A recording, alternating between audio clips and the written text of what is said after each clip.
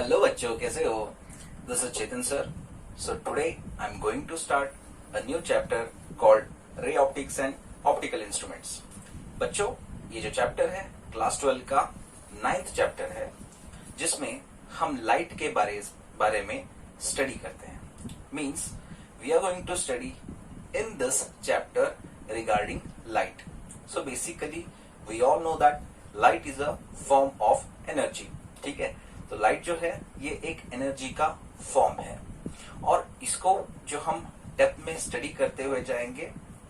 And we are going to study this layer by layer, because after opening, after unclosing these concepts, we will able to solve the numericals, NEET, CET, JEE Mains, JEE advanced level questions which are relating with this chapter.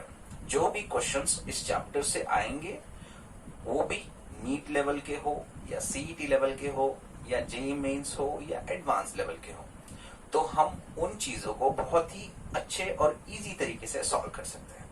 तो उसी को reference रख के मैं ये theory को explain करूंगा, as well as जो कर्नाटका बोर्ड का थ्योरी सिलेबस है रे ऑप्टिक्स एंड ऑप्टिकल इंस्ट्रूमेंट्स, उसको भी ध्यान रखते हुए इस चैप्टर को मैं एक्सप्लेन करूंगा. ठीक है, सो विल स्टार्ट. तो बच्चों, फर्स्ट हम इस चैप्टर का हेडिंग लिख लेते हैं, फिर उसके बाद मेरा पहला कंसेप्ट होगा इंट्रोडक्टरी रिमार्क टू लाइट. ठीक है, ये आपका चैप्टर का हेडिंग है, रे ऑप्टिक्स एंड ऑप्टिकल इंस्ट्रूमेंट्स. ठीक है, so this is basically 9th chapter of class 12 and the episode number is 1. तो पहला एपिसोड है इस चैप्टर का ये बच्चों. अब देखो बच्चों, मेरा पहला कंसेप्ट जो है वो है introductory remark.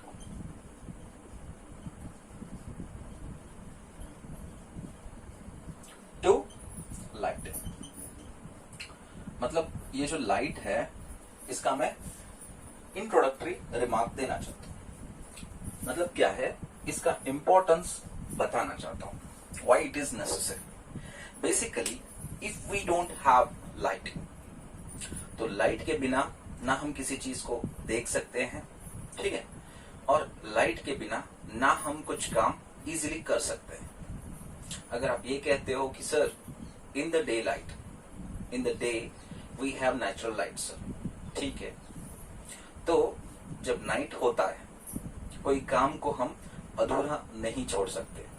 If you are not completed any work और कोई काम आपका अधूरा बच गया है, तो आप क्या करते हो, पूरा दिन करके उसको रात में करने की कोशिश करते हो. कैसे? By candling. ठीक है, लाइट. तो लाइट कैंडल पे लगा के उससे करते हो.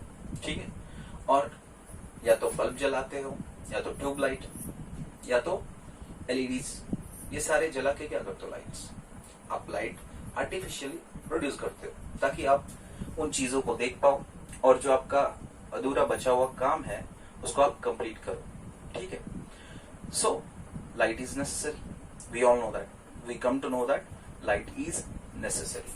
ठीक है, तो ये जो इंट्रोडक्टरी रिमार्क मेरा है लाइट के लिए, वो क्या है, it has importance. Without this in the darkness we cannot see और we are not able to see. We cannot work. ठीक है, वर्क भी नहीं कर सकते डार्कनेस में. We are not able to see. Reason क्या है, क्यों काम नहीं कर सकते, क्योंकि हम देख नहीं सकते. ठीक है, ये आपका इंट्रोडक्टरी रिमार्क हो गया लाइट के लिए कि लाइट का इंपॉर्टेंस क्या है.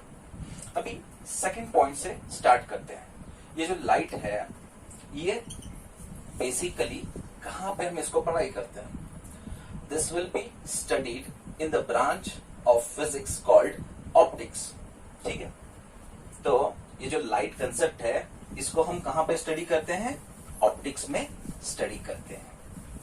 Now let me tell you that ये ऑप्टिक्स है क्या।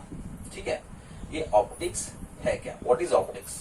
लेकिन ऑप्टिक्स क्या है पूछने से पहले ये जो टर्म है ये कहां से आया ये थोड़ा जान लेते हैं। Basically optics term came from the Greek vocabulary. ठीक है, ग्रीक वेकेबलरी में एक टर्म आता है, ठीक है, वो क्या है? ऑप्टिका। ऑप्टिका। सो ऑप्टिका से हमने ये शब्द डिराइव कर लिया, ऑप्टिक्स। तो ऑप्टिका का मीनिंग क्या है? What is the meaning of optica? Matters of vision. ठीक है, मतलब जो हम आंखों से देखते हैं उससे जुड़े हुए कोई भी चीजें related to our vision, if anything will be there, that particular concept is called as optica in Greek vocabulary. Okay, now वहां से हमने ये शब्द को उठाया ऑप्टिका से। जो ऑप्टिका का वर्ड है ग्रीक में, ग्रीक लैंग्वेज में, उसको हमने ऑप्टिक्स बना लिया। ठीक है, so optics means basically nothing but matters of vision, related to vision. Related to vision means कोई भी चीज अगर हम देखते हो रिलेटेड टू आई, उसको हम क्या कहते हैं? Matter related to vision. So we are talking about optics. लेकिन देखने के लिए सिर्फ आंख नहीं चाहिए, देखने के लिए आंख के साथ साथ लाइट भी चाहिए। ठीक है, तो समझो दिस इज योर सोर्स। ठीक है, सोर्स ऑफ लाइट। एग्जाम्पल ले लो, this is bulb. Now this is emitting light rays. ठीक है, तो ये जो बल्ब है इससे प्रकाश की किरणें बाहर क्या हो रही है? एमिट हो रही हैं, and it is falling on an object. समझो यहाँ पे एक आपने पुरानी टीवी रखी हुई है। ठीक है, you have kept here old TV, fine. So ये जो ओल्ड टीवी जो दिखाई दे रही है हमें, it is with the help of these raise. Unless until these light rays will be going to fall on this object, यहां से reflect करके, कोई भी सोर्स ऑफ लाइट से रिफ्लेक्ट करके, इस चीज पे गिरने के बाद रिफ्लेक्ट करके जब तक हमारे आंख तक रीच नहीं होती है तब तक वो चीज हमें दिखाई नहीं देती है। What I'm trying to tell you that if the light is going and falling onto the television, it should reflect back from there and it should enter in our eye. And when it reaches to the retina, that retina will send the signal. Okay, कहां पे? Brain को। तब जाके हम समझ पाते हैं कि कोई चीज वहां पे है। ठीक, यही है सिंपल चीज। So this is nothing but this is all about matters of vision.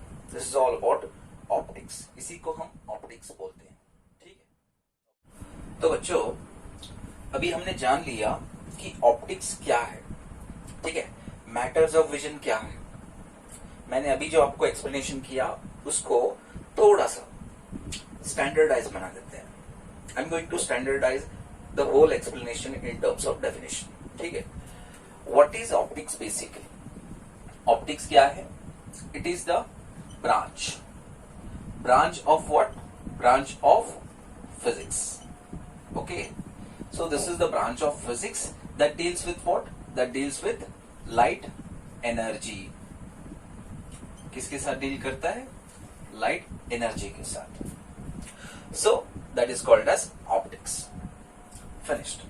तो मैंने आपको ऑप्टिक्स बताया। What is optics? Optics is the branch of physics that deals with the what? That deals with the light energy. लेकिन अभी optics को समझने के बाद we are going to see that how we are going to make classification of this optics branch. क्योंकि जो हमें convenient हो उस हिसाब से हम इसको क्या कर देते हैं? क्लासिफाई कर देते हैं इस ब्रांच को। And that can be classified like this. One is geometrical optics. ठीक है, ऑप्टिक्स को मैंने दो हिस्सों में बांट दिया। One is geometrical optics, another one is physical optics, ठीक है।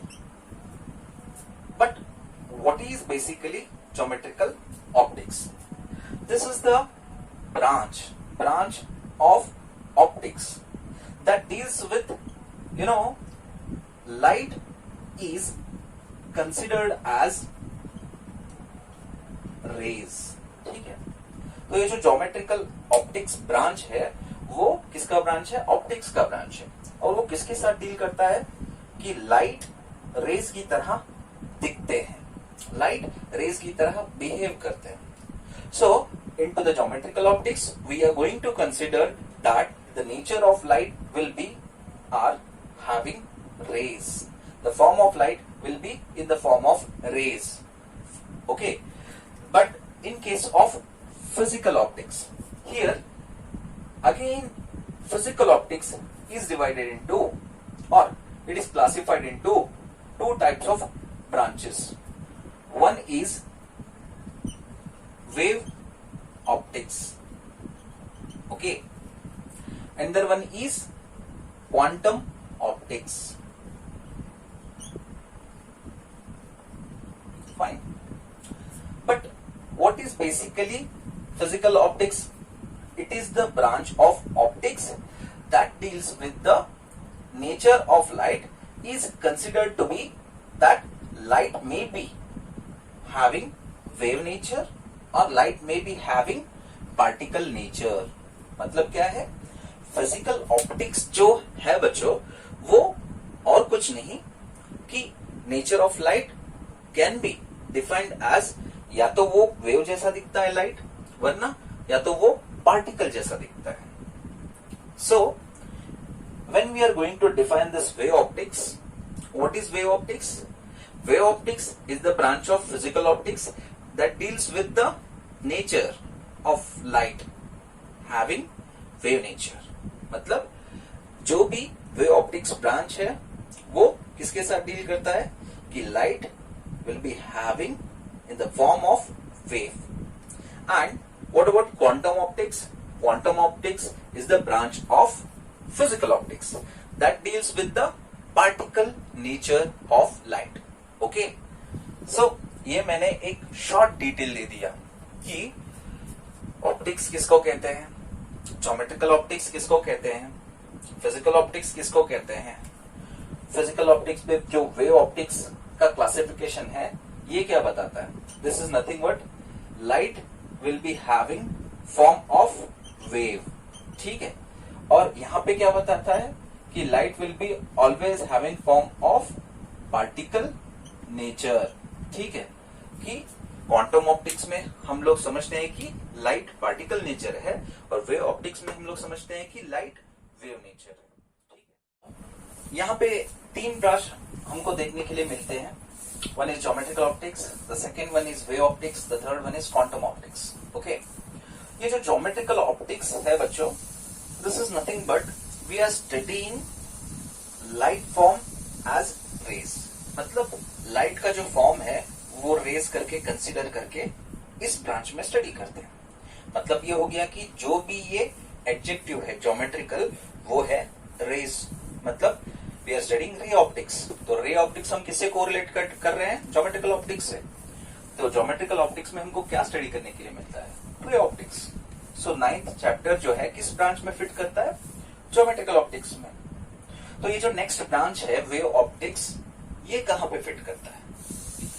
क्लास 12 का जो 10th चैप्टर है वेव ऑप्टिक्स करके बच्चों, वहां पे ये जो वेव ऑप्टिक्स है ना वहां पे फिट करता है ये वाले ब्रांच। वेव ऑप्टिक्स जो ब्रांच है it is all about class 12 10th chapter. और वहां पे हम क्या स्टडी करते हैं? वेव स्टडीज करते हैं। मतलब the form of light will be always considered as wave nature. Okay, and in the 11th chapter, ठीक है, चैप्टर 11th कौन सा वाला? Dual nature of radiation and matter. देख लो 11th चैप्टर क्या है? Dual nature of radiation and matter. अब ये जो रेडिएशन है बच्चों, यहां पे हम वेव के बारे में सोचते हैं, but when it comes to the matter this is all about particle. So particle जो है बच्चों, यहां पे 11th चैप्टर में पार्टिकल ऑप्टिक्स के बारे में स्टडी करते हैं। ये पार्टिकल है क्या? जब भी लाइट कॉम्पटन इफेक्ट या रामन इफेक्ट या फोटो इलेक्ट्रिक इफेक्ट, ऐसे कोई भी इफेक्ट्स को दर्शाता है, तो तब हम क्या कहते हैं? लाइट विल बी हैविंग और light will be carrying the form of particle. मतलब लाइट दिखने के लिए कैसा दिखता है? पार्टिकल के जैसे। कहां पे बोल रहे हैं हम? क्वांटम ऑप्टिक्स में। लेकिन वेव ऑप्टिक्स में हम लोग क्या बोल रहे हैं कि लाइट दिखने के लिए कैसा दिखता है? वेव के जैसे। लेकिन ज्योमेट्रिकल ऑप्टिक्स में हम क्या कह रहे हैं?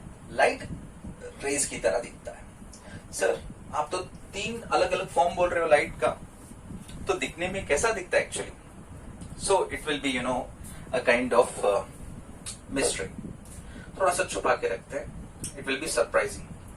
जब मैं वेव ऑप्टिक्स का एक्सप्लेनेशन स्टार्ट करूंगा तब आपको पता चलेगा, वरना इसी बोर्ड पे आपको हिंट मिलेगा कि लाइट दिखने में कैसा दिखता है।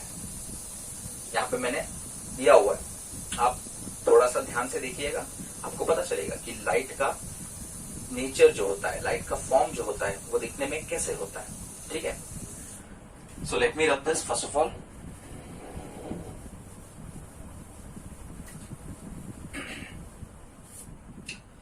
सो बच्चों, इसको हम प्रोसीड करते हैं। नेक्स्ट कंसेप्ट डिस्कस कर लेते हैं, प्रॉपर्टीज ऑफ लाइट। ठीक है, मैं सिर्फ 5 मेन प्रॉपर्टीज बताऊंगा, बहुत ज्यादा नहीं बताऊंगा। ठीक है, properties of light. So basically my dear students, first property is light can travel into the vacuum. Fine. Light can travel into the vacuum and it carries speed. Either you can say speed or velocity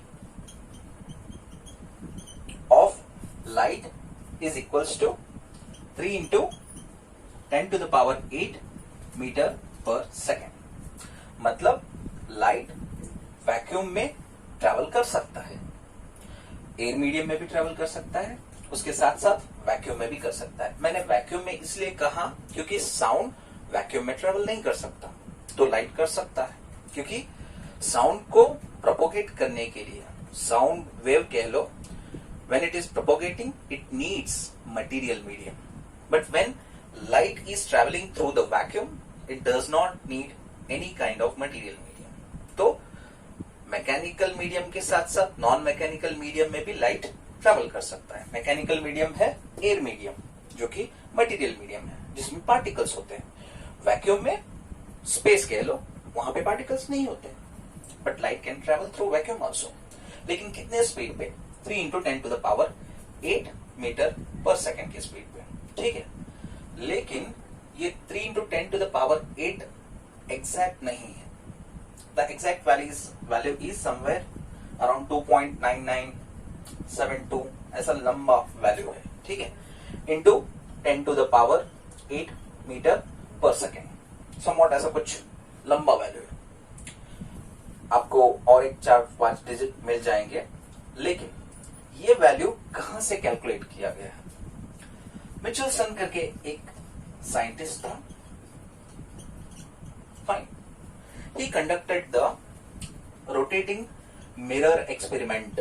ठीक है, मिचेल्सन इस बंदे ने ये वाला experiment को conduct किया था, rotating mirror experiment. Through this experiment Michelson determined the value of speed of light. कितना? 2.9972 something into 10 to the power 8 metre per second. तो इसको राउंड ऑफ बना दिया गया। कैसे? क्योंकि जब हम राउंडेड ऑफ करते हैं सिग्निफिकेंट फिगर्स का कंसेप्ट लेके, तो 2.99 it is nearly equals to कहां पे? 3 को। Fine, and 10 to the power 8 as it is I have kept here. Fine, तो पहला प्रॉपर्टी क्या बता रहा है?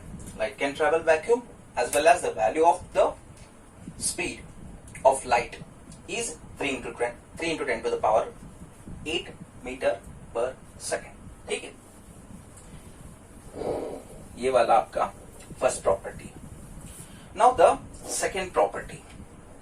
तो मैंने बोला कि रे ऑप्टिक्स कह लो या ज्योमेट्रिकल ऑप्टिक्स कह लो, दोनों में हम क्या देखने वाले हैं?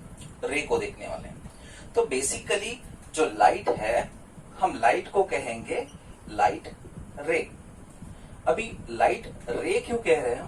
बिकॉज जब भी लाइट किसी सोर्स से प्रोपोगेट होता है या एमिट होके बाहर निकलता है, it will travels in a straight line, क्योंकि ये ऐसे आगे बढ़ते बढ़ते हुए कहां पे जाके रीच हो रहा है? कोई दीवार पे जाके से फॉर एग्जाम्पल टकरा रहा है। ठीक है, light has been emitted from the source and it is reaching up to the target. The target is wall. तो लाइट जब भी ट्रेवल करता है तो ऐसे ऐसे घुमा फिरा के नहीं ट्रेवल करता, it will be going to travel in a straight path. ठीक है, तो जब ये स्ट्रेट पाथ में ट्रेवल करता है तब हम उसको क्या बोलते हैं? Recti linear propagation. प्रोपोगेशन मतलब आगे बढ़ना। ठीक है, ये जो रेक्टी जो है, रेक्टी मीन्स स्ट्रेट। ठीक है, linear means single. Single straight path में प्रोपोगेट करना, उसको क्या कहते हैं हम? Rectilinear propagation. Light can travel और light ray can travel with rectilinear propagation. तो लाइट की ये कौन सी प्रॉपर्टी है? Second property. Light can also travel in a straight line. ठीक है, दो प्रॉपर्टीज मैंने डिस्कस किए। एक कि लाइट वैक्यूम में जाता है और उसकी स्पीड 3 × 10⁸ मीटर पर सेकेंड। दूसरा प्रॉपर्टी कि light always exhibit rectilinear propagation. And the third property is light can also exhibit the property of reflection. ठीक है, refraction, dispersion, absorption. Try to understand my points. तो ये जो चार properties हैं, इन चारों प्रॉपर्टीज को लाइट क्या करता है? एग्जिबिट करता है, मतलब दिखाता है। ठीक है, समझो ये आपका सोर्स ऑफ लाइट है, यहां से लाइट आ रहा है। ठीक है, और किसी फर्श पे जाके गिर रहा है, और वो जो फर्श है उसमें से लाइट कहीं पे भी आर पार पास नहीं होता है। Means the light when it is emitting from the source and when that light is travelling through this medium and going to incident on the surface which will not allow this light ray to pass through it. It means that this light ray will not be going to enter into this plane surface. So what will happen here? Light ray will be going to go back into the same medium. मतलब जो light रे एक medium से आया था उसी medium में क्या कर रहा है? बाउंस बैक कर रहा है। So reflecting back, bouncing back into the same medium is nothing but the phenomena of reflection. When light travels from one medium and incident on the plane surface, bouncing back into the same medium, this phenomena is called as reflection. इसको हम क्या कहते हैं? Reflection कहते हैं। ठीक है, अभी रिफ्रैक्शन को देख लेते हैं। रिफ्लेक्शन को हमने देख लिया, तो it can also exhibit the property of not property of the phenomena of refraction. तो ये भी क्या है? लाइट की ही प्रॉपर्टी है। तो रिफ्रैक्शन कैसे हम बताते हैं? Say for example this is a surface, plane surface, and I am going to coat this plane surface with the glass medium. ठीक है, तो मैंने एक ग्लास मीडियम बना लिया, कांच जिसे कहते हो आप। ठीक है, एंड अंदर मीडियम इज एयर मीडियम। ठीक है, मीडियम क्या होता है? मीडियम वो होता है जिसके अंदर से कोई चीज पास होती है, जिसके साथ इंटरेक्ट होके कोई चीज पास होती है, उसको हम मीडियम कहते हैं। Medium is nothing but it is the allowance of that space, that is called as medium. वहां पे कोई और चीज हो तो वो भी मीडियम बन गया। अगर हवा है वो एक मीडियम है, अगर हवा नहीं है सिर्फ वैक्यूम है वो भी मीडियम है, और वहां पे अगर मैंने ग्लास रख दिया वो भी मीडियम है। कौन सा मीडियम? ग्लास वाला मीडियम। अगर एयर है एयर मीडियम, अगर खाली है तो खाली मीडियम, अगर पत्थर रखा तो पत्थर वाला मीडियम, लेकिन पत्थर वाला मीडियम नहीं कह सकते। Instead of that we are going to use the technical term called opaque medium. ये ओपेक मीडियम होता क्या है? The medium which do not allow light even in small small size also. No amount of light is passed through that medium. It means that medium is called as opaque medium. अगर छोटी सी मात्रा भी light की पास नहीं होती है किसी medium से तो उस मीडियम को हम क्या कहेंगे? ओपेक मीडियम बोलेंगे। ठीक है, so we are going to take here two mediums. One is air medium and the one is glass medium. Now I am going to draw a straight line. Fine, imaginary straight line. ये कहीं पे भी ऐसे line मार के glass medium और air medium को पे कर नहीं सकते। Since the diagram of glass medium is inside the board और यहाँ पे एयर मीडियम ऐसे बोल रहे हैं तो मैं इमेजिनरी लाइन डाल ले रहा हूं with the dotted lines.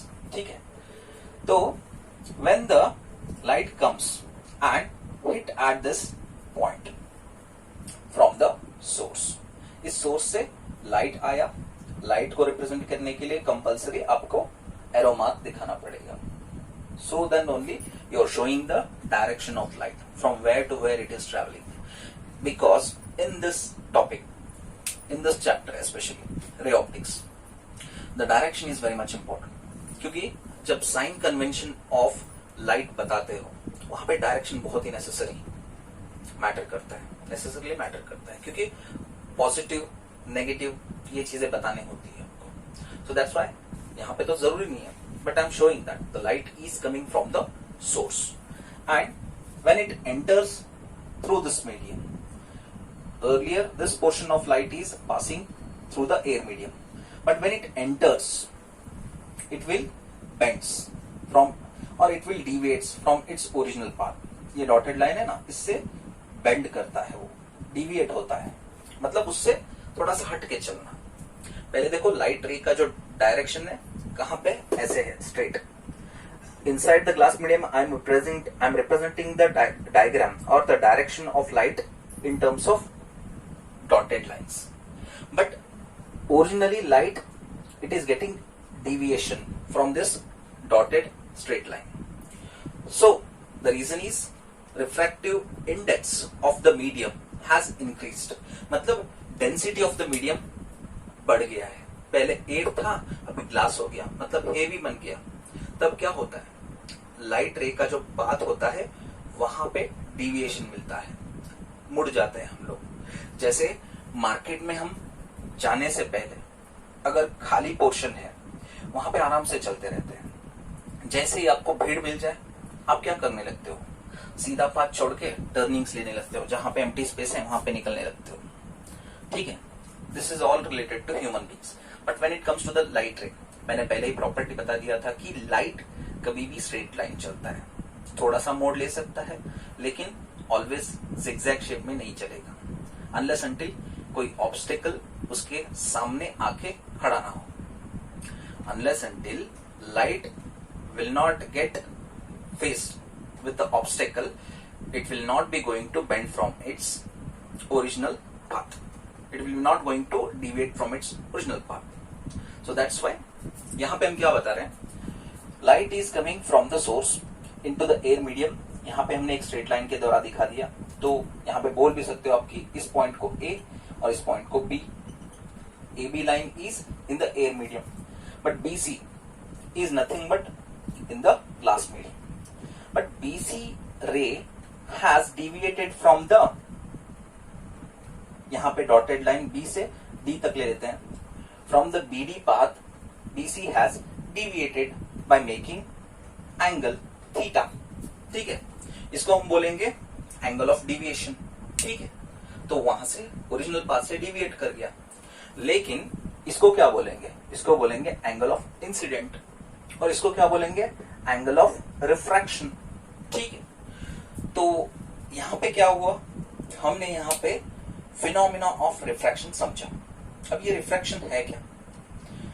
Refraction is nothing but the phenomena in which when a light रे enters from one medium to another medium, the light will bend, it will deviates from its original path due to change in refractive index।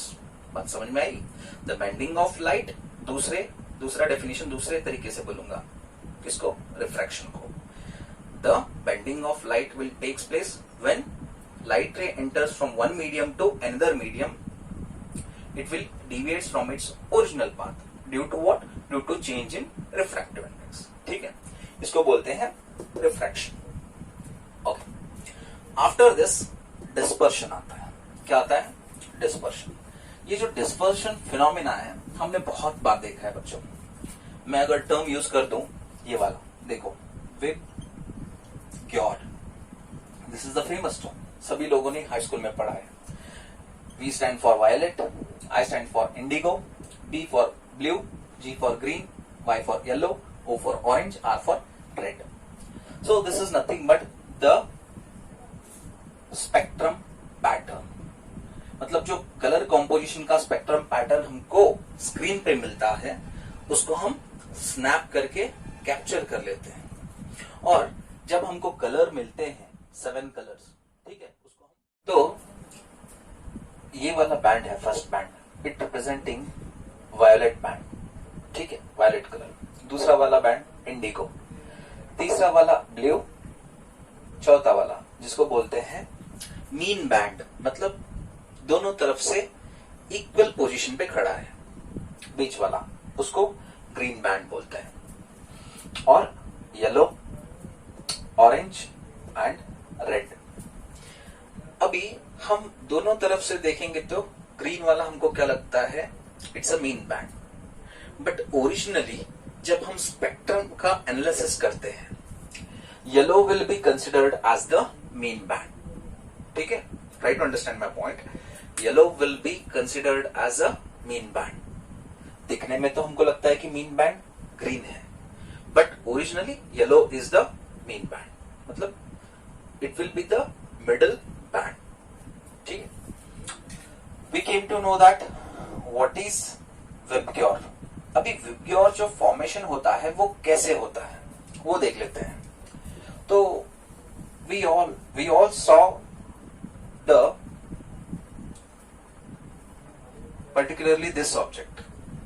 अब आप कहोगे कि sir is this triangle?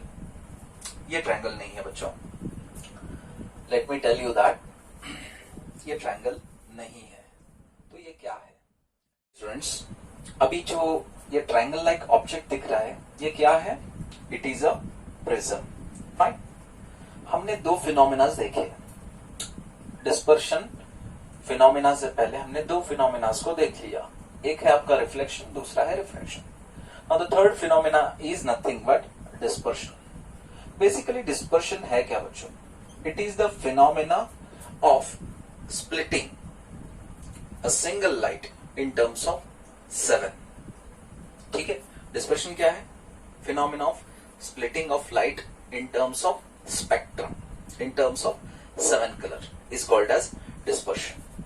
तो इसको हम बोलेंगे phenomena of splitting light in terms of spectrum. क्योंकि जब कोई सिंगल लाइट रे जाके हिट करता है किसी प्रिज्म पे, what will happen, you know, when a single light ray travels from the source to the prism and hitting at the plane surface of the prism, what will happen? This may be the shaded portion। ये shaded portion का मतलब क्या है? इस plane surface पे सिर्फ reflection होगा, इसके द्वारा रिफ्रैक्शन नहीं होगा। It means that only first phase as well as second phase will be going to allow this light ray. यहां से कहीं पे भी अंदर नहीं जाएगा, इस डायरेक्शन में लाइट रे कहीं पे भी नहीं जाएगा। सो द लाइट रे is entering from the first face, ठीक है, इसको फेस 1 बोल लेते हैं और इसको फेस 2 बोल लेते हैं।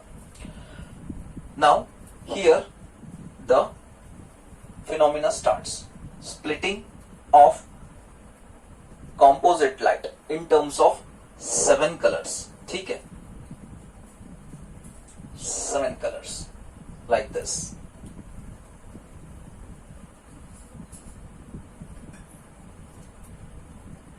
See here, you can count 1 2 3 4 5 6 7. ये क्या है और वो क्या है? These are also light rays, but these 7 light rays are carrying monochromes, मतलब सिंगल कलर्स, ठीक है, ये एक कलर है, ये दूसरा, तीसरा, चौथा, पांचवा, छठा, सातवां, but this is nothing but the combination of colours of light, तो इसको हम बोलेंगे composite light carrying multi colour into the single ray, but here it has showing its different colours in terms of spectrum. तो dispersion क्या है? Dispersion is nothing but it is the phenomena of splitting of composite light into 7 colors और in terms of spectrum. Spectrum क्या होता है? It will be a pattern. A pattern of what? Pattern of different colors, different bands of colors. ठीक है, उसको हम बोलते हैं spectrum, जिसमें 7 colors usually हमको दिखते हैं. Fine. So this is nothing but dispersion. So dispersion phenomena किसने एक्सप्लिट करा? लाइट ने, ठीक है। So this is the third property. अभी थर्ड प्रॉपर्टी में और एक फिनोमेना को एग्जिबिट करना है, किसने? लाइट ने। Whenever light comes from the lengthy source, ठीक है, और simply from the source and hitting at the surface, so the plane surface will get absorb some amount of light inside it. Due to this, what will happen, you know, even when ये light को हम हटा दें, ये वाला portion है ना, glow करेगा. This portion will be going to glow. The best example or the simple example will be whenever in the evening time, especially somewhere around 7, not 7, ऐसा टाइम चुन लीजिएगा जिसमें सनसेट होता हो, ठीक है, और सनसेट हुआ समझ लीजिए, लेकिन फिर भी बिना लाइट लगाए हुए बहुत सारी चीजें दिखते रहती हैं, बिल्डिंग्स वगैरह, you know, the ground wherever your home is, वहां पे जो ग्राउंड रहता है वो थोड़ा बहुत दिखता रहता है, थोड़ी बहुत दीवारें दिखती रहती है, ब्लर दिखती हैं लेकिन दिखती हैं. The reason is absorption of light उन सरफेसेस पे हुआ रहता है, इसलिए वो चीजें दिखती है हमको. अगर एब्जॉर्प्शन ना हुआ हो तो वो चीजें नहीं दिखाई देंगी. लेकिन ये जो एब्जॉर्प्शन ऑफ लाइट हुआ रहता है, it will not stand for longer period of time, it will B for smaller period of time. तो उसको अपरेंट विजन की तरह देखना चाहिए, ना कि longer time vision. Okay, even though आपके घर में लाइट है, आफ्टर 8 PM एकदम से लाइट चली जाती है. लाइट चले जाने के बाद भी आपको पूरा डार्कनेस नहीं दिखाई देता है in your room. You can still able to see some walls near around you, ठीक है. The reason is those walls have absorbed the light. वो जो वॉल्स हैं उस पे एब्जॉर्प्शन ऑफ लाइट हुआ है, इसीलिए वो सारी चीजें हमको simply for the smaller period of time we are seeing those things. Means apparent vision मिला है, इसलिए आप दीवार को कई बार सेंस करके थोड़ा सा आगे बढ़ के टॉर्च ढूंढते हो या मोबाइल ढूंढते हो, क्योंकि वॉल्स में क्या हुआ रहता है? एब्जॉर्प्शन ऑफ लाइट हुआ रहता है. So light can also exhibit the phenomena called absorption, ठीक. सो ओवरऑल मैंने थर्ड प्रॉपर्टी को क्या किया? एक्सप्लेन किया. अभी फोर्थ प्रॉपर्टी को एक्सप्लेन करते हैं. फोर्थ प्रॉपर्टी में क्या हम देखते हैं? light can exhibit the phenomena is called interference, ठीक है, diffraction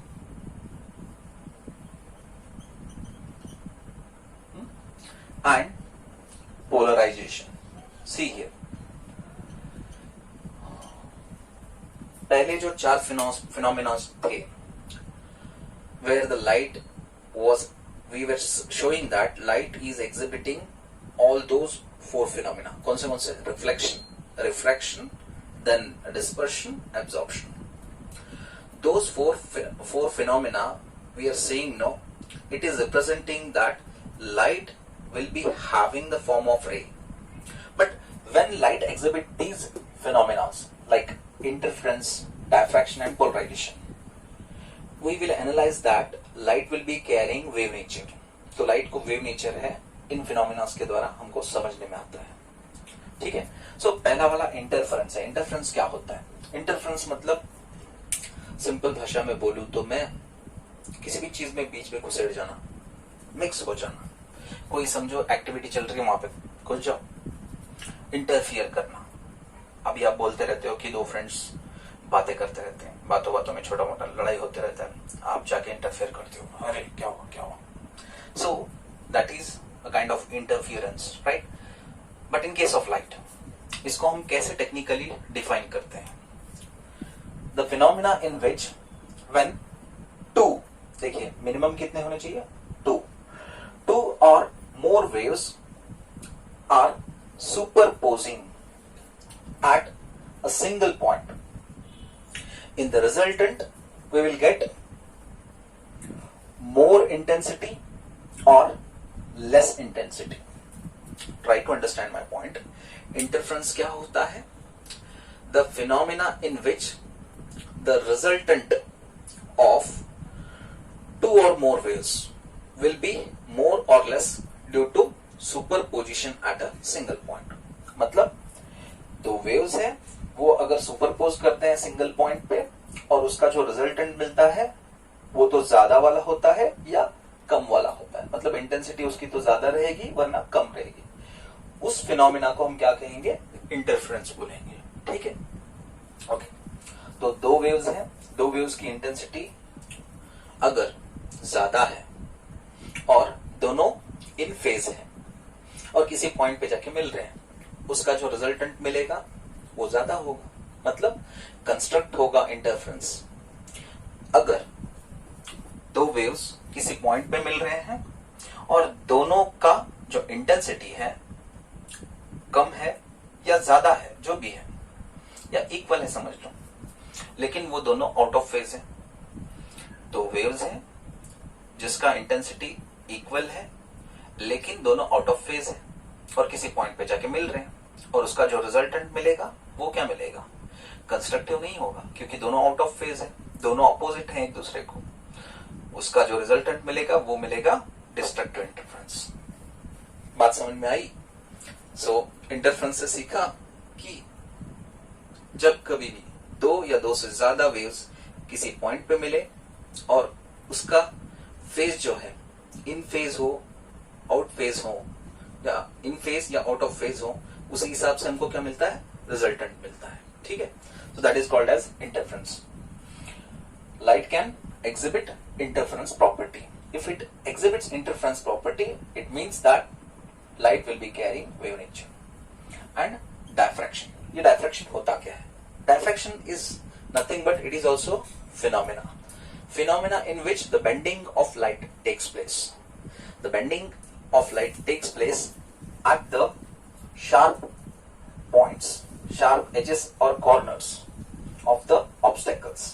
देखो कोई लाइट रे है, वहां पे जाके कॉर्नर पे, शार्प कॉर्नर पे या शार्प एज पे जाके हिट करके it will enter into the geometrical shadow reason of that object, ठीक है। ये नीडल है समझ लो, और ये लाइट यहाँ पे आके हिट करता है, सोर्स से आ रहा है और वो यहाँ पे हिट करके बेंड करके, ये जो इसका बैक पोर्शन रहता है ना ऑब्स्टेकल का, यहाँ पे शैडो रहता है, वहां पे क्या मिलेगा हमको? लाइट मिलेगा, light will enters into the geometrical shadow region of that obstacle. इस फिनोमेना को हम बोलेंगे डायफ्रैक्शन. सिंपल एग्जांपल बताता हूं.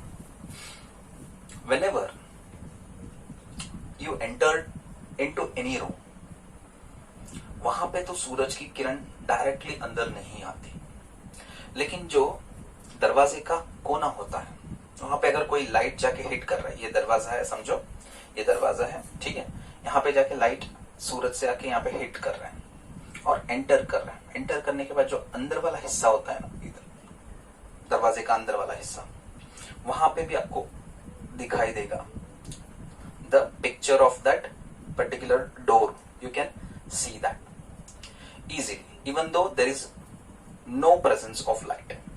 The reason is you are seeing the bending of light at the corner, and that light is entering into the geometrical shadow region of this object. तो यहाँ पे थोड़ा सा उजाला आके पड़ता है, तो लाइट रे शैडो रीजन के अंदर एंटर होने के बाद ये वाला पोर्शन आपको दिखाई देता है. तो इस फिनोमिना को हम क्या कहते हैं? Diffraction.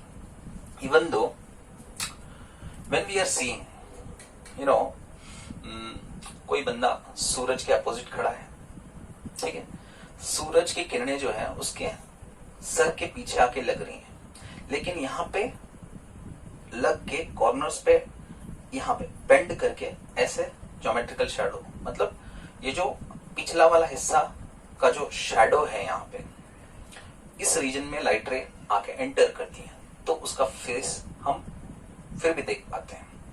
Even though he standing in between sun and you, तो सूरज को आप डायरेक्टली देख नहीं सकते, लेकिन वो आपके अपोजिट में आके खड़ा है, तो आप उसका फेस फिर भी क्यों दिखाई देता है? क्योंकि वहां पे तो डायरेक्टली लाइट नहीं है, लेकिन those light rays are bending at this portion and entering into the geometrical shadow region, क्योंकि लाइट रे पीछे से आ रहा है, ठीक है. So this phenomena is called as diffraction.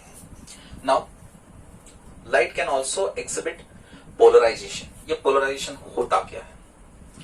Polarisation is nothing but separating the unnecessary, you know, wave.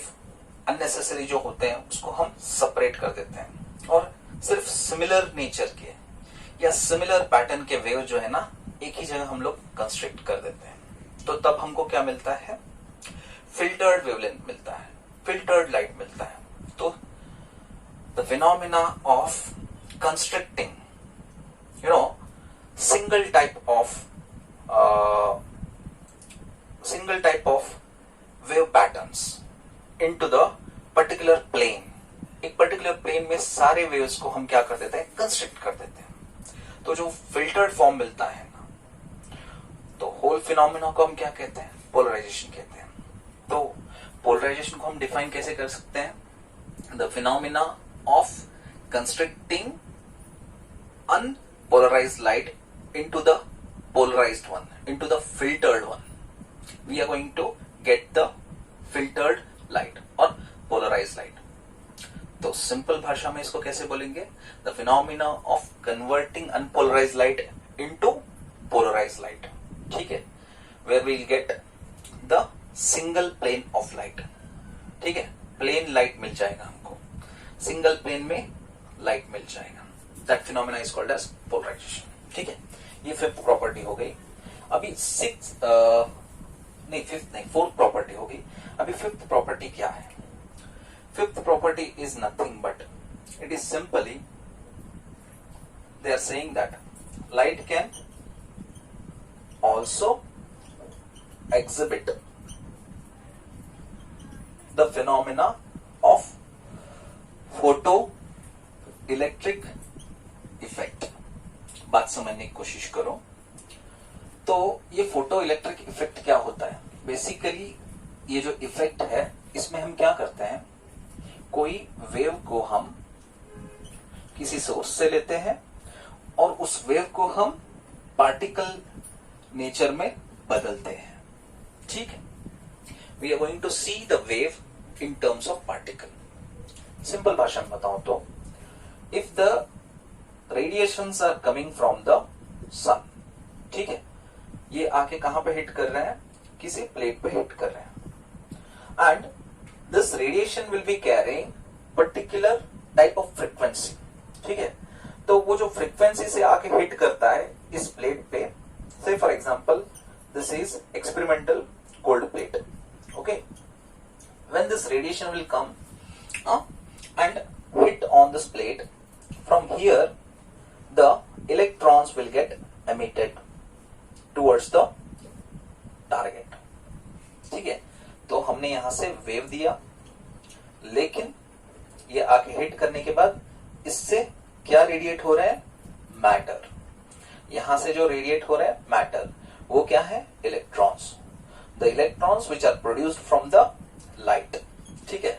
तो इसको हम लाइट जो है फोटो को बोलते हैं, और फोटो का मीनिंग क्या है, लाइट है। The electrons which are produced from the light are called as photo electrons, and this effect is called as photo electric effect, ठीक है। ये जो प्रोड्यूस्ड इलेक्ट्रॉन्स है इसको हम क्या बोलेंगे, photo electrons. This photo electrons how produced when the light रे will incident on this experimental gold plate, it will release photoelectrons, and this effect is called as photoelectric effect, ठीक है। So I have explained all the 5 properties of light. So the next concept I am going to start the classification of light. Fine. तो जो next concept मेरा है वो है classification, ठीक है। Classification of light. तो लाइट कितने तरह का होता है, basically light will B of 2 types depending upon colour, ठीक है। तो ये जो कलर है वो आप कैसे क्लासिफाई करेंगे,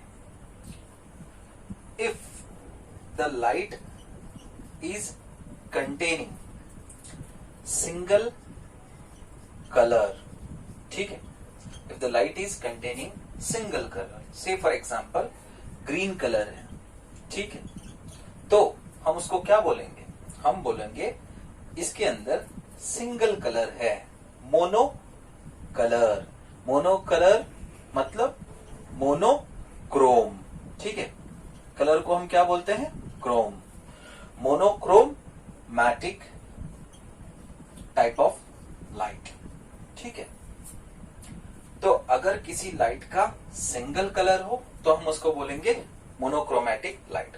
so this is first type of classification. तो सिंगल कलर रहने से ही हम क्या मोनोक्रोमैटिक लाइट बोलेंगे, वरना कोई और भी कंडीशंस हैं इसके लिए। सिंगल कलर हो सकता है और एल्स सिंगल वेवलेंथ हो सकता है, सिंगल टाइप ऑफ वेवलेंथ, और सिंगल टाइप ऑफ फ्रीक्वेंसी भी हो सकता है। If the light is carrying one of these properties or one of these things with it, okay, तो हम उसको क्या बोलेंगे, मोनोक्रोमैटिक टाइप ऑफ लाइट बोलेंगे, ठीक है। Now the second type of light, so that is nothing but composite light बोलेंगे हम उसको, क्या बोलेंगे, composite light. Now this composite light is containing more than 1 color basically, okay। So if light ray consisted multi color, that type of light ray is called as composite light, okay। That type of light is called as composite light. If the light contains multi wavelength, ठीक है, such type of light is called as again composite light. Or else if light contains multi frequencies, that is also called as composite light. तो हमने classify 2 types किया, based upon what, either based upon color or based upon wavelength or based upon frequencies. Fine. Single frequency means single type of light, single colour of light, उसको technical term क्या use करते हैं, monochromatic light. If it is carrying more than 1 frequency और more than 1 wavelength और more than 1 colour, if that light is carrying such type of light is called as composite light. So this is the classification of light based upon color, based upon frequency, based upon wavelength। तो बच्चों अभी हमने देखा classification of light, ठीक है। उसके बाद हम देखते हैं कि जितने भी हमने फिनोमिनाज देखे, आप ले लीजिए rectilinear propagation of light, reflection, refraction, absorption, dispersion, interference, diffraction और पोलराइजेशन या फोटो इलेक्ट्रिक इफेक्ट कह लीजिए, ठीक है। ये सारे फिनोमिनाज में हमने कुछ चीजें नोटिस की। वो क्या है पता है? ये सारे फिनोमिनाज को एग्जिबिट करने के लिए पहले तो चाहिए आपको सोर्स ऑफ लाइट, ठीक है। अगर आपके पास सोर्स ऑफ लाइट है, उससे लाइट रे एमिट करेगा, ठीक है। बात समझने की कोशिश कीजिए। अगर आपके पास सोर्स ऑफ लाइट है तो आप उससे क्या कर सकते हो?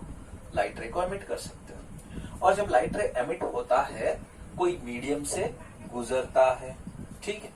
और जब लाइट रे कोई मीडियम से गुजरता है, इससे क्या मिलेंगे हमको? लाइट रे या तो सिंगल होता है या बहुत सारे लाइट रेज होते हैं। तो लाइट रेज कभी पैरेलल हो सकता है, लाइट रे कभी स्ट्रेट जा सकता है, या लाइट रे कभी जाके सोर्स से डाइवर्ज हो सकता है, या लाइट रे कहीं दूर सोर्सेस से आके एक ही पॉइंट पे क्या हो सकता है? कन्वर्ज हो सकता है। ये टारगेट हो सकता है आपका। और बहुत सारे सोर्सेस से आके लाइट रे किसी पॉइंट पे मिल रहा हो, हम उसको बोलते हैं कन्वर्जेंस। और अगर कोई सोर्स से लाइट रे डिविएट कर रहा है, स्ट्रेट पाथ में नहीं जा रहा, हम उसको बोलेंगे डाइवर्जेंस। और अगर कोई लाइट रेज है उस सोर्स से जा रहे हैं, वो भी पैरेलल ही जा रहे हैं, उसको बोलेंगे हम बीम, पैरेलल बीम बोलेंगे, ठीक है। सो ऐसे बहुत सारे हमको फॉर्म देखने के लिए मिलते हैं। सो बेसिकली मैं क्या कहना चाह रहा हूं, whenever we are showing, we are trying to show the, or we are trying to exhibit the phenomena, different types of phenomena, we can see the different sources of light। बहुत सारे हम different sources of light को classify कर लेते हैं, or else we can classify the types of medium, or else we can simply classify the form of what? The form of beams of light, fine। तो ये सारी चीजें हमको classification करने के लिए मिलते हैं। तो वन बाय वन क्लासिफाई करेंगे। अभी हमने किया था classification of light with respect to what? With respect to wavelength, frequency और colour. Now we are going to classify the sources. Classification of sources of light, okay. So basically whenever we are saying that source of light, source of light किसको कहते हैं? Whatever the things are available in the nature, if those are visible, those visible objects are called as source of light। Try to understand my point। जो भी things हैं इस nature में, अगर वो आपको दिखते हैं, means visible, so those visible things are called as sources of light। Example, ये पेन मुझे दिख रहा है तो मैं इसको बोलूंगा this is source of light, ठीक है। ये बोर्ड दिख रहा है, so this board is also source of light. तो जो बल्ब दिख रहा है सर, क्या वो भी सोर्स ऑफ लाइट? क्यों नहीं? तो बल्ब में और बोर्ड में, ये दोनों में क्या डिफरेंस है? क्योंकि दोनों तरफ से हमको क्या दिखाई दे रहा है? लाइट। दोनों तरफ से हमको क्या दिखाई दे रहा है? लाइट। और उस लाइट की वजह से उन चीजों का फॉर्म दिखाई दे रहा है, तो इसीलिए हम दोनों को क्या बोलेंगे? सोर्स ऑफ लाइट बोलेंगे। लेकिन दोनों में थोड़ा सा क्लासिफिकेशन हम कर सकते हैं। एक ऑब्जेक्ट जो बल्ब है, वो सेल्फ लाइट को क्या कर रहा है? प्रोड्यूस नहीं कर रहा है, सेल्फ एमिट कर रहा है। If the object is emitting light on self basis, if the object is emitting light on self basis is called as self luminous body। मतलब खुद लाइट प्रोड्यूस करके भेज रहा है, ठीक है। लेकिन खुद लाइट नहीं प्रोड्यूस करता है, simply it is self illuminating. But if the object is taking the light on it from the other sources and reflecting from its surfaces to the targets. Such type of sources of light are called as non-luminous sources of light. ठीक है, तो sources of light में दो तरह के sources होते हैं. एक होता है आपका self luminous body. ये self luminous क्या होता है?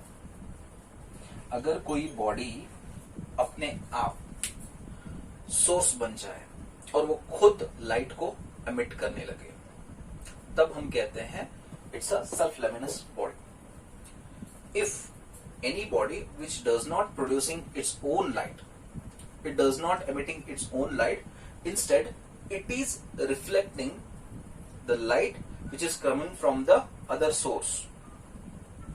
Okay, such type of body is called as non-luminous body. ठीक, पक्की बात समझ में आई? सो क्लासिफाई हमने कैसे कर लिया? टू टाइप्स ऑफ बॉडीज हैं, ऐसे हमने क्लासिफाई कर लिया. One is self luminous body जो कि सेल्फ लाइट को एमिट करता है, और दूसरा है नॉन लुमिनस बॉडी जो कि रिफ्लेक्टेड लाइट को अपने बॉडी से क्या करता है? एमिट करता है. मतलब इफ द लाइट रे is coming from the external source and when it is falling on it, it is reflecting back. So such type of body is called as non-luminous body. So source of light में हमको क्या पता चला? एक तो कोई भी अगर ऑब्जेक्ट विजिबल है तो उसको हम सोर्स ऑफ लाइट बोल सकते हैं, और उसमें दो तरीके के बॉडीज को हम क्लासिफाई कर लेते हैं. दैट सोर्स ऑफ लाइट कौन सा? One is self luminous body, it is also source of light. दूसरा वाला non luminous body, it is also source of light. So self luminous body जो सोर्स ऑफ लाइट है, it can emit its own light. So such type of bodies are called as self-luminous body. If body which cannot emit its own light, instead, if it reflects the light which is coming from the external source, and if it reflects back, so such type of body is called as non-luminous body. हम delete कर लेते हैं. And we are going to see the example of self-luminous body. Okay, we can see the bulb. It is self-luminous body, or else you can see sun or stars. These three are best examples of self-luminous body. और जो non luminous bodies हैं, candle भी ले सकते हो यहाँ पे self luminous में. ठीक है, नॉन लुमिनस बॉडीज है. Since this pen is reflecting light, the light which is coming from the bulb and hitting on the surface of pen, it is reflecting back, so you can call it as non luminous body. तो pen example है. This white board,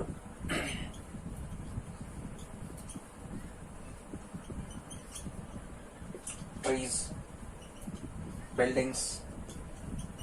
Okay, so these are the examples of self-luminous as well as non-luminous bodies. Okay, now after completion of this, we are going to classify the medium.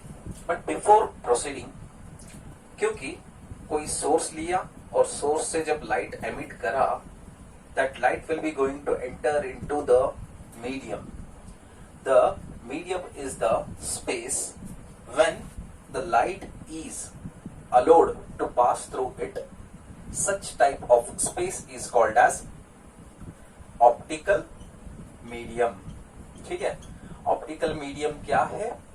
Optical medium is the medium or space when the light is allowed to pass through it. Such type of space or such type of medium is called as optical medium. अब ये जो optical medium है बच्चों, इसको हम तीन हिस्सों में क्लासिफाई करते हैं. Classification of this medium can be done into three parts. कैसे? Based upon density. ठीक है, based upon density, based upon speed. based upon size of light allowed to pass through it. Size बोलने से ज्यादा अच्छा है, आप इसको अमाउंट भी बोल सकते हो, amount of light allowed to pass through it. तो एक है आपका डेंसिटी बेस्ड क्लासिफिकेशन, दूसरा है आपका स्पीड बेस्ड क्लासिफिकेशन, फिर तीसरा है आपका size of light based. Size of light मतलब amount of light based which is allowing to pass through the medium. मतलब जो भी मीडियम है उसमें अगर आपका ज्यादा लाइट पास हो रहा है तो उसको कौन सा मीडियम बोलेंगे, और जो भी मीडियम है जिसमें कम पास हो रहा है, जिसमें कुछ भी नहीं पास हो रहा है, तो उसको कौन सा मीडियम बोलेंगे। We are going to classify that. तो पहला वाला हम लोग देख लेते हैं, based upon density. What? Based upon density.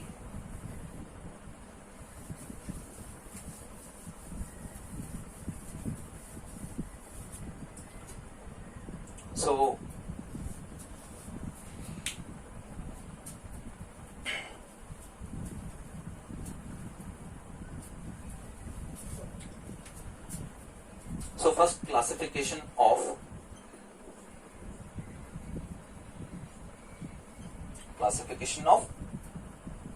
optical medium based upon what? Density. Fine.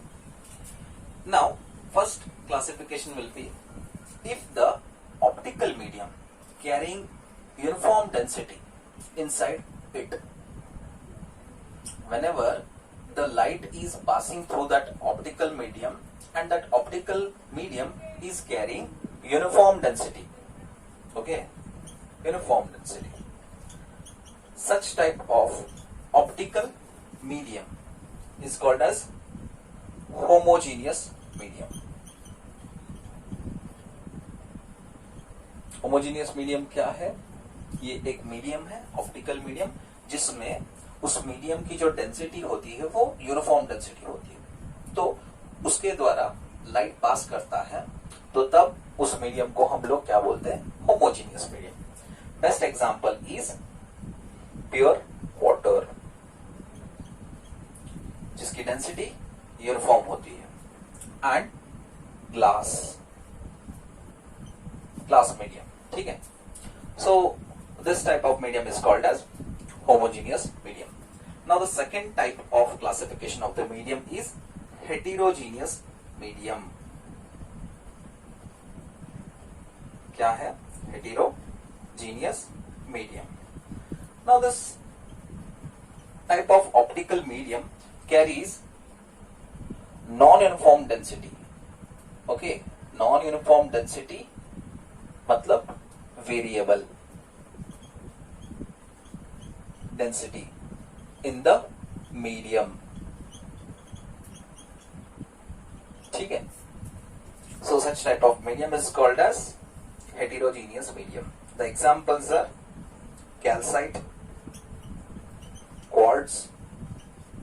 ठीक है, ये क्या है? ये वॉच का नाम नहीं है, quartz. Quartz is a material. Calcite is also material in which you can see that the optical media of these type of materials will be carrying non-uniform density, or else you can simply call it as variable density in the medium. ठीक है, तो जब कोई medium की density uniform होती है, उस body के अंदर या उस मीडियम के अंदर स्पीड ऑफ लाइट क्या रहता है? सेम रहता है इन ऑल डायरेक्शन। लेकिन अगर किसी मीडियम की जो डेंसिटी होती है वो अगर वेरिएबल हो, उसका जो स्पीड होता है सेम नहीं होता है in all direction, the speed will be going to differ, variable. ठीक है, तो जब स्पीड वेरी करता है तो तब हम उसको बोलते हैं अनआइसोट्रोपिक मीडियम। जब स्पीड सेम रहता है किसी मीडियम में लाइट का, तो तब हम बोलते हैं आइसोट्रोपिक मीडियम। तो ये वाला classification of optical medium based upon density. So if I am going to make the classification of optical medium based upon speed of light, so I am going to divide first classification as isotropic medium.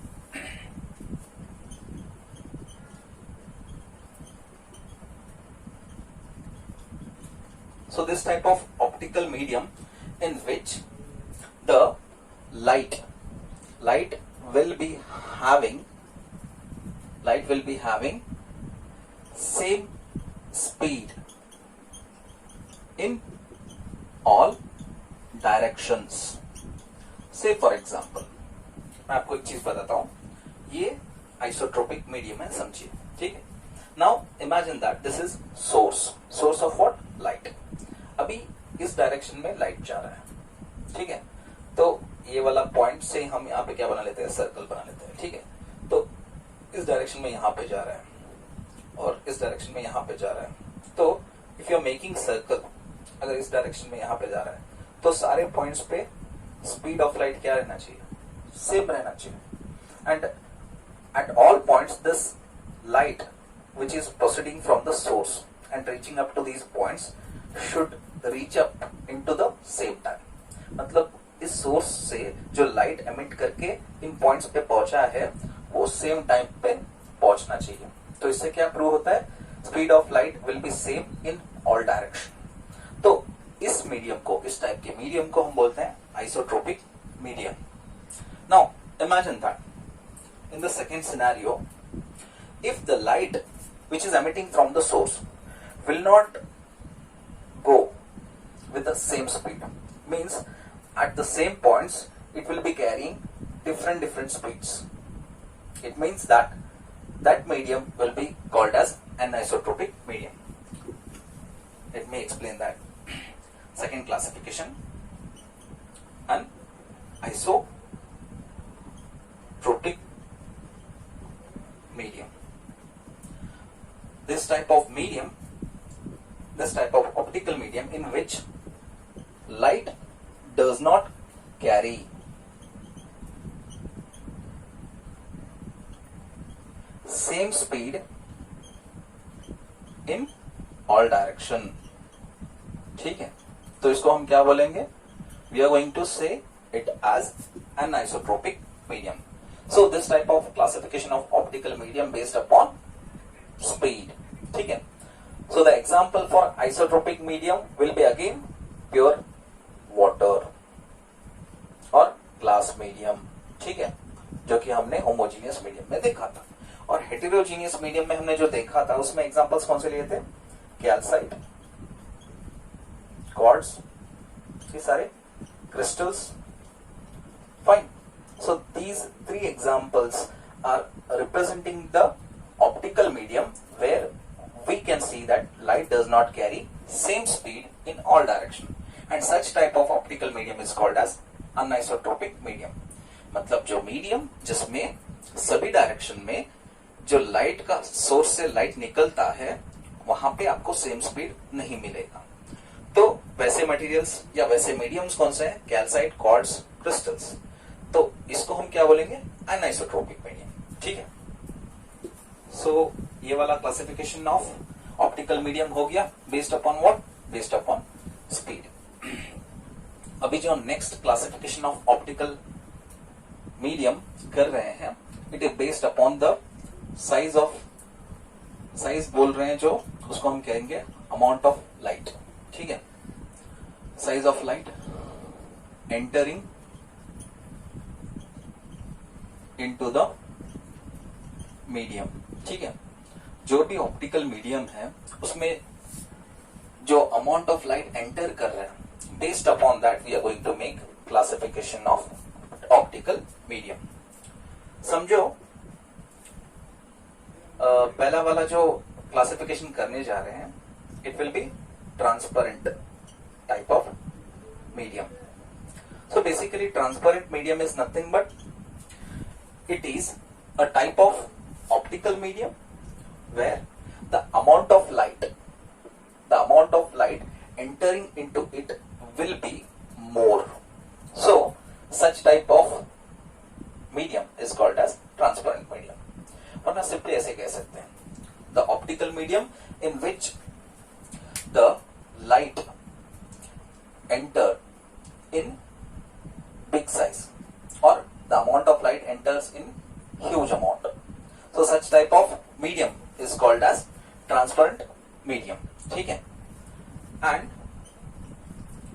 The second type of medium is translucent medium.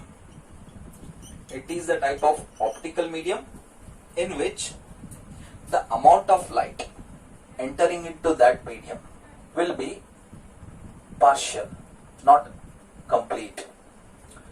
In case of transparent medium, we used to see that the amount of light entering into that medium will be considerable, will be more in size, will be complete, will be full.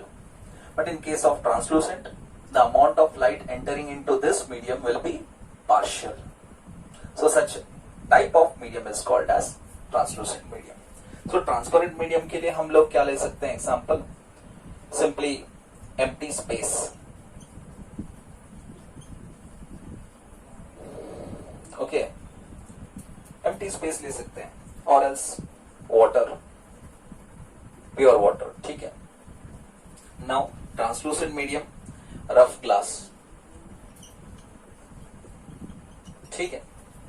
And another type of medium will be opaque medium. ठीक है. ये opaque medium होता क्या है? जो medium जिसमें से light का हिस्सा कुछ भी पास ना हो, उस टाइप के मीडियम को हम बोलते हैं opaque medium. The medium which does not allow light to pass through it, such type of medium is called as opaque medium. ठीक है. तो स्टोन को एग्जाम्पल ले सकते हैं.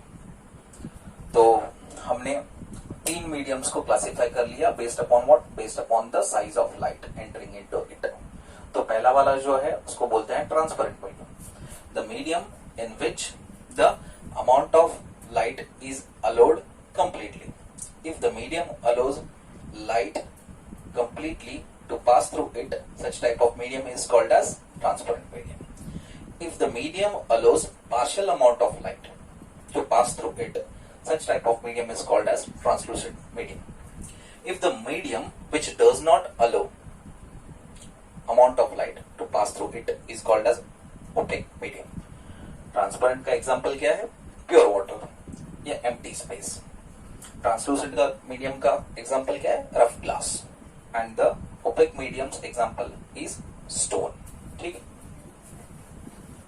So classification यहाँ पे कर लिया हमने. ठीक है. Mediums का वगैरह. So my dear kids, we are going to classify the light ray. First of all, let us see that when the source is emitting a light ray, it is passing through the medium, fine, and it will reach up to the target.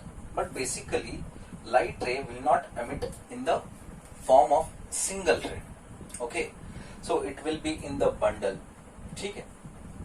तो ये बहुत सारे ray of light का numbers में जब emit होता है तब हम उसको बंडल बोलते हैं या बीम ऑफ लाइट बोलते हैं. Means when the light is emitting in the numbers, it will be called as beam. It is not a single ray of light. So first of all, we are going to see that what is ray of light. ठीक है. Ray of light. Basically, ray of light is nothing but it is the straight line of path of light ray. ठीक है. It is the straight line of path of light ray. तो उसको हम क्या बोलते हैं? Ray of light. And this ray of light is represented with the arrow mark. Basically, this arrow mark shows the direction of ray of light from where it is going towards which target. Means simply it is showing the direction of propagation of light. ठीक है. तो हम इसको बोलेंगे ray of light. Now after this एक concept आता है beam of light.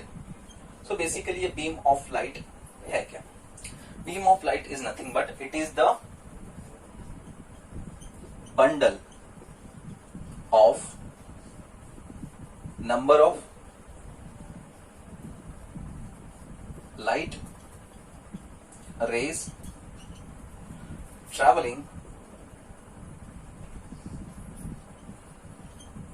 in a straight path but parallelly. ठीक, it is the bundle of number of light rays traveling in a straight path but parallelly. मतलब ये जो bundle of light rays रहेंगे ये सभी स्ट्रेट लाइन में travel करेंगे, लेकिन ये एक दूसरे को क्या रहेंगे, पैरेलल रहेंगे. किससे छूट रहे हैं, सोर्स से छूट रहे हैं. कहां पे रीच कर रहे हैं, टारगेट को रीच कर रहे हैं. But these light rays are travelling in a straight line, but the format will be in bundle and these light rays are parallel to each other. Such type of bundle of light rays in number is called as beam of light. ठीक है, तो beam of light किसे कहते हैं, अगर light rays bundle में जाएं, straight जाएं और एक दूसरे को पैरेलल रहें, तो तब हम उसको beam of light बोलेंगे. नाउ कन्वर्जेंट बीम में भी 2 टाइप्स के होते हैं. ठीक है, 2 टाइप्स के नहीं, 3 टाइप्स के. एक होता है बीम ऑफ लाइट जो कि पैरेलली चल रहे हैं, and convergent beam is nothing but it is the beam of light where all the light rays meet at a single point. ठीक है, तो इसमें जो बंडल ऑफ लाइट रेज रहेंगे नंबर में, वो सारे आके एक पॉइंट पे क्या करेंगे, मिलेंगे. So such type of bundle of rays और beam of light is called as convergent beam. ठीक है, यहां पे क्या होंगे, नंबर ऑफ लाइट रेज है, वो सारे जाके एक पॉइंट P पे मिल रहे हैं, और इस टाइप के जो बीम को हम क्या कहते हैं, कन्वर्जेंट बीम ऑफ लाइट कहते हैं. Now after this we are going to see divergent beam of light. ठीक है, what is basically divergent beam of light. So divergent beam of light का मैं फर्स्ट ऑफ ऑल एक diagram डाल लूंगा, जिससे हमको पता चले कि इसको हमको कैसे डिफाइन करना है. It is also what, it is the beam of light in which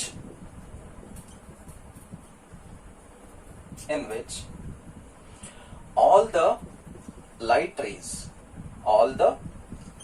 rays will diverge from a single point. ठीक है, देखो, it is the beam of light in which all the light rays, कितने हैं यहाँ पे, 3 है. ठीक है, 1 2 3, तो सारे लाइट रेज क्या हो रहे हैं यहाँ पे, will diverge from a single point. एक सिंगल पॉइंट से क्या करेंगे, वो डाइवर्ज होंगे. So such type of beam is called as divergent beam.